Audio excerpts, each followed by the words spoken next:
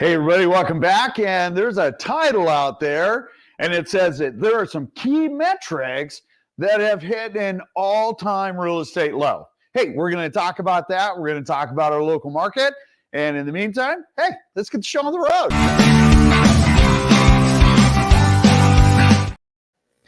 All right, so we have a couple of metrics that we're going to go through each and every week, and it's going to give this to you in real time. There's a lot of headlines out there, or a lot of gobbledygook that is out there. And yes, that is a word that I use, and we'll go into that one a little bit later. And you take a look at everything that is happening each and every week, you actually have, a pretty good indication of where things are going. And because we've been doing this for quite a while, our accuracy is, it's a little freakish. And so feel free to dial in. Remember, there's no selling here. This is all about you. But let's talk a little bit about some of the headlines. The first one is, we on Wednesday had part of our CPI reporting. And that's going to dial into, in fact, let's blow up this first one here. So on Wednesday, we had the CPI. The feds came back in and said, hey, listen, we're not going to start dropping rates now, but we might actually start dropping rates here in the immediate future because, some of those numbers are actually starting to look promising as they get inflation down to the 2% level that they want. Now, they're just being nice, saying, hey, on a Fed level lending, which has nothing to do with mortgage rates, and they affect mortgage rates, but they do not control them. They gave some positive remarks. Investors, the industrial investors, were happy with it. Rates came down. Super awesome. Those of you that are looking at, hey, should I lock? Now's a really good time to consider that, because actually rates came down to, I would say, rates that were like March of last year or even March of this year, which is a huge benefit because now we're well into the upper sixes versus 7% mortgage rates. All right. When we move on, let's move on to our bigger headlines here. So mortgage application volume bounced back, which was expected. Here's the important part about CPI. Notably, year over year, core inflation is they want to get it down to 2%. But the Feds indicated that they would not be cutting rate until they were confident that it would stay down. But as you can see by the chart there, since 2022, we've actually been heading in a positive direction, and I'm sure that they're feeling a little bit successful.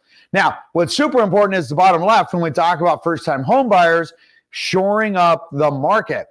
This is important because here's the thing. You see, first-time home buyers, when they become the dominant, we'll say, buyers in the market, when they go from about 24% to about 38, 39, sometimes 42% of the market, that is showing us that we're either coming into an aggressive market, because the first-time home buyers are always the enter, and they're always the ones to leave the market. And we've already kind of seen the first-time home buyers come and go, and now we're looking at them coming in again. And that is going to be super important, because then the next series will be your move-up buyers, and then they will become the 38 to 42% of the actual marketplace that is doing what we would consider buying homes, which then, of course, we get to trickle down. And we talk about homes on market, homes off market, who adds inventory, who doesn't. That's a later conversation.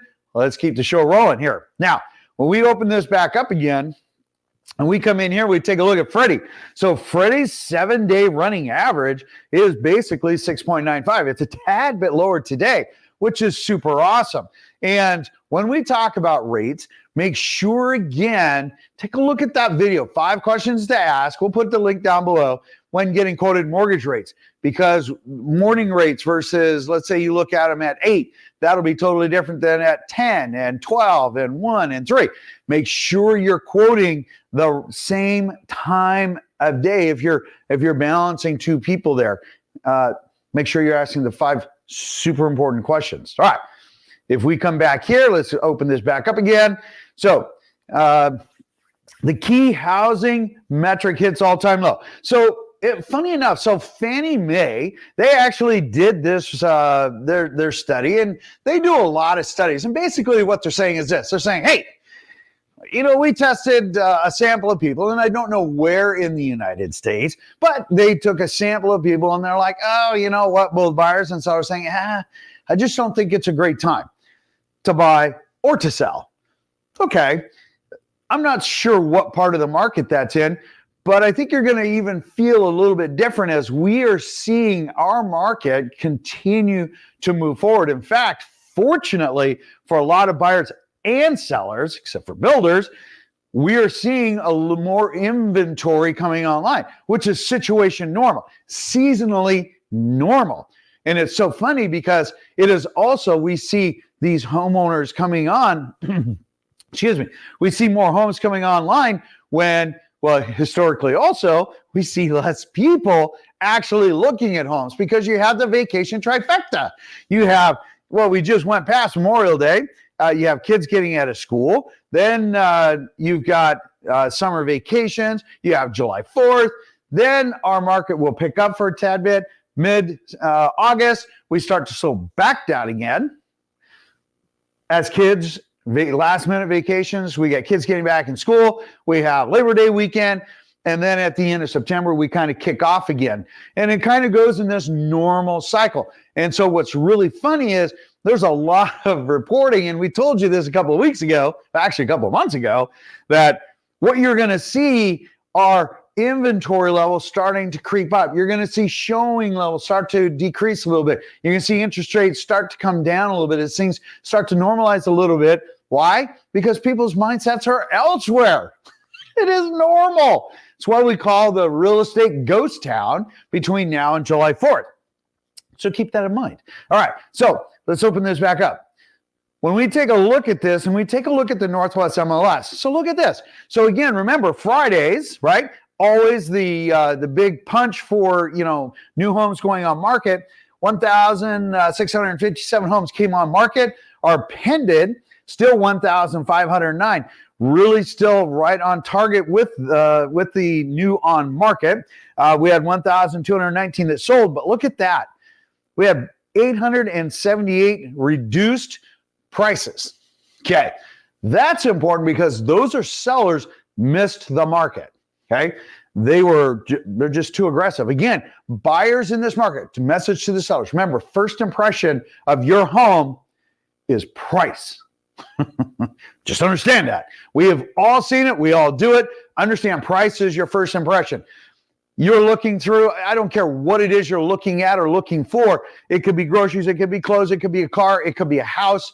Does not matter. It could be the widget that you've been looking for. And you look at that online and you're like, hey, that's a really good price. I got to have that. And you grab it. But then again, you might look at that same widget and say, that's nice, but man, that price is not there. Whoop, slide, sweep the screen. You're on a different screen. You've already moved on. That's exactly what people do with homes. They look at the price and give yourself a go or no go. Am I staying? Am I going? And if they're going, you've lost them. So remember, buyers are super smart. They look at it. They know what is a good value for them. And that is the value price point that you have to engage with a buyer, especially in today's market. And let's go into that a little bit more. So when we blow this thing back up again, when we take a look at the number of canceled listings or sellers that just truly missed the market, all right, we take a look at number of active and number of pending.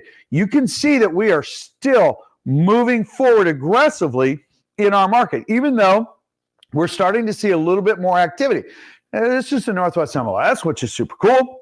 Our running day 7 average. So remember, again, if you're looking for super accurate information, subscribe, like, and remember, there's no selling, but let us know and help others see this information by liking it. Share it with 2 people that you like and 1 person you don't like.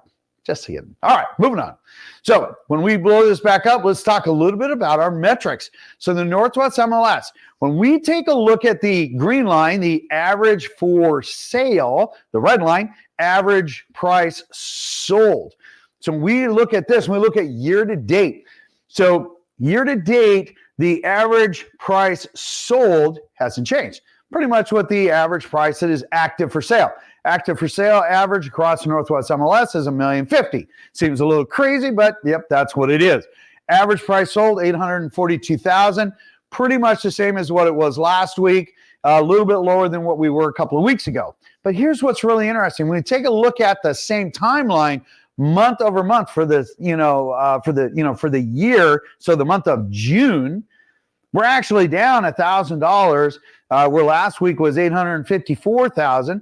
Last year we're still ahead, right? 9.1% because we had a average price last year of $782,000, and that gives us a pretty good number as far as, hey, we are seeing an increase in sales price. Okay, that leads up then to our next metric of, okay, what are we looking at as far as velocity? What's coming on market? What's staying on market? What's going pending? What is closing? What is canceled? Those kinds of things help us to determine kind of where we're at. So if you knew that for every home that was coming on market, minus Friday, we were seeing 1.2 homes coming off market, even though we're pulling down that inventory just a little bit, not a lot, because on Fridays we see a big bump, and you guys are like, well, hey, that's a big bump. Okay, well, before Friday, we were at like 9,800 homes and change, okay, which was right on par with where we were at last year. So let's take a look at that. Hang on a second. So we open this up, okay? Let's open that up a little bit better. Okay, so our year-to-date. So our solds are up 0.1%, just a few homes, okay? Same thing with pended. Pended are now outperforming, which is really good. We're up 2.4%, just a couple of hundred homes. Again, we're still seeing that positive direction, even though last year at this time we had 9,143 homes, and right now we have 10,764, in which 700, I would say, not quite that many, but close to it. We had a big bump because we were in the nines on Thursday. Now, when we take a look at the same month, year over year, 2023 versus 2024, our solds are actually down for the month of June, month to date, by 102 homes, even though our pendants are up 16%. And a lot of that has to do with the fact that we have a few more homes coming on market. Buyers have a few more things to look at, and they are pulling that attention away from new construction. And that is seen if we, let's open this back up again. We head over to new construction. Yes, we're still seeing the blowouts. Yes, we're still seeing more aggressive ads, but let's take a look at this. So, in fact, let's blow that one up. We take a look at the price, the average list price or the average active for sale price versus the average sold price. Even though last week we're at the same price year to date, when we take a look at it for the same month, last week we were at 924,000. Here we're at 913,000. Well, that's a big deal. Why? Because when we come over here and we take a look at the year-to-date number or volume of homes, for the third week in a row, we have actually dropped the number of sales and pended.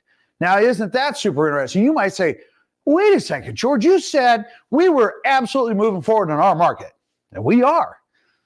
But the builders went from about 30% of the market when they're normally 11% back to that 11% because our inventory has gone from 1.8 months to about 2.2 months to 2 months, depending on which county you're looking at.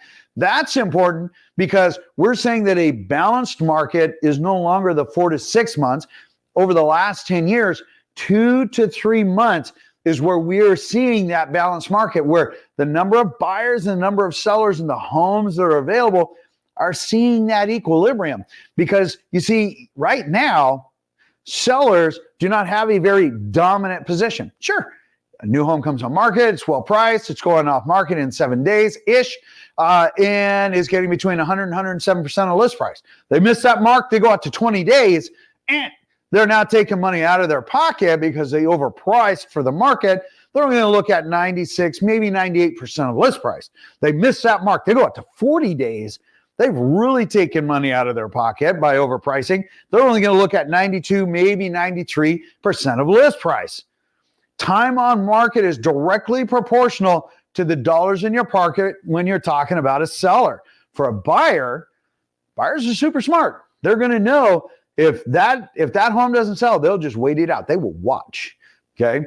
And they know that if it doesn't go off, that they're actually going to start getting concessions. They're actually going to start seeing some better pricing. Happens. That's why it works. That's why you saw the numbers of prices reduced. Absolutely. I think it actually doubled and almost tripled where it was 2 weeks ago. All right. When we set all of that aside, new construction has now lost the number of eyeballs because you see, new construction has a premium to it. You typically will get a 10% premium as a builder over existing construction. Well, when you have more homes now available at better pricing and on maybe bigger lots, even though, it's not brand spanking new, people are going to deviate the other way. And that is exactly what we're seeing. So it's not that new construction sagging and, and the market's falling out. That's not it at all. And in fact, some of the newer projects that are coming online are priced, a bit more aggressively, and especially when we take a look at some of the outlying areas in Thurston and Kitsap and Skagit County, where we're seeing a lot of plats coming online, dropping down that price point. Moving on. All right, when we take a look and we move forward and we balance that against REOs, oh my gosh, you guys, REOs. We have some new members to the wall of shame. Well, I stopped at 12. It is truly unbelievable. But our REO inventory is not actually up. It's actually down. It's not up 9%. It's actually down 13%.